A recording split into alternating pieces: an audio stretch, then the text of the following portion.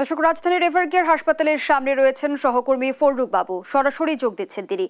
বাবু, খালেদা জিয়ার শারীরিক অবস্থা নিয়ে চিকিৎসক টিম নতুন কোনো তথ্য দিয়েছে কি?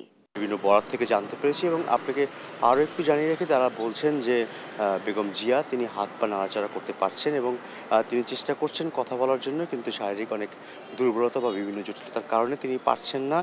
তবে তিনি তার যে স্বাভাবিক যে বিষয়টা চলে আসতেছে, যে তিনি শারীরিকভাবে অনেকটা উন্নতির দিকে যাচ্ছে, কিন্তু চিকিৎসকরা যেভাবে চাচ্ছেন ততখানি উন্নতি হয়নি, যে কারণে বিদেশ যাত্রার বিষয় নিয়ে এখন পর্যন্ত মেডিকেল বোর্ড কোনো ধরনের সিদ্ধান্ত নেয়নি। তবে আপনাকে জানিয়ে রাখি, ইতিমধ্যে খালেদা জিয়াকে বিদেশে নেওয়ার জন্য উন্নত চিকিৎসাতে সেই বিষয় নিয়ে তার যে জার্মান থেকে যে এয়ার অ্যাম্বুলেন্সটি আসার কথা, তারা আবেদন করেছে। শাহজালাল আন্তর্জাতিক বিমানবন্দর কর্তৃপক্ষ তাদের আবেদন গ্রহণ করেছে এবং তারা জানিয়েছে আগামী মঙ্গলবার 9 ডিসেম্বর তারা অবতরণ করার সিদ্ধান্তের বিষয় নিয়ে, সেই বিষয় নিয়ে পররাষ্ট্র মন্ত্রণালয় থেকে এখন পর্যন্ত ক্লিয়ারেন্স দেওয়া হয়েছে।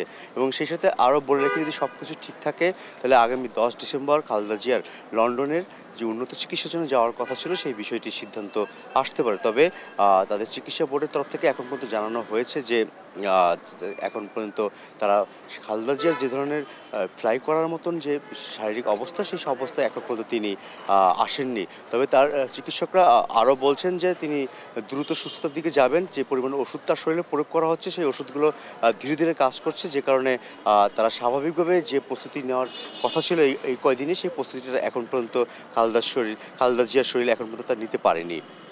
এই ছিল এখন থেকে সর্বশেষ তথ্য। ধন্যবাদ জানাচ্ছি আপনাকে। দর্শক, এভারকেয়ার থেকে জানাচ্ছিলেন সহকর্মী ফররুক বাবু।